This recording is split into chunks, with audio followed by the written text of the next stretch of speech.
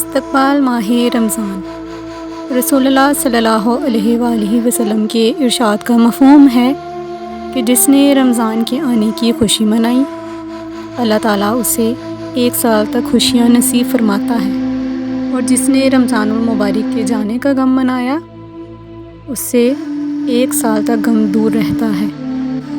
رسول اللہ صلی اللہ علیہ وآلہ وسلم کا ارشاد مبارک ہے کہ ماہ رمضان المبارک بہت ہی ببرکت اور فضیلت والا مہینہ ہے، اور یہ صبر و شکر اور عبادت کا مہینہ ہے، اور اس ماہ مبارک کی عبادت کا ثواب 70 گنا بڑھ کر عطا ہوتا ہے۔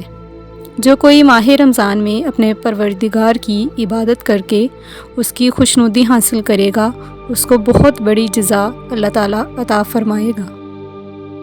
جو برکات حضرت صلی اللہ علیہ وآلہ وسلم کے بتائے ہوئے وظائف اور آپ کی سنتوں پر عمل کرنے میں ہیں، اس کا کوئی مقابل نہیں، اور یہ اجر و ثواب میں سب سے زیادہ مفید اور نفع بخش ہیں۔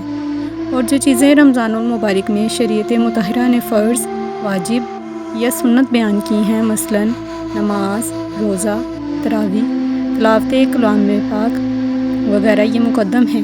ان کی ادائیگی کے بعد باقی نفلی عبادات اور وظائف بھی کر سکتے ہیں۔ دعا ہے اللہ تعالیٰ ہمیں رمضان المبارک کی صحیح قدر و منزلت عطا فرمائے، اور اس کے اوقات کو زیادہ سے زیادہ قیمتی بنانے کی توفیق عطا فرمائے۔ آمین ثم آمین۔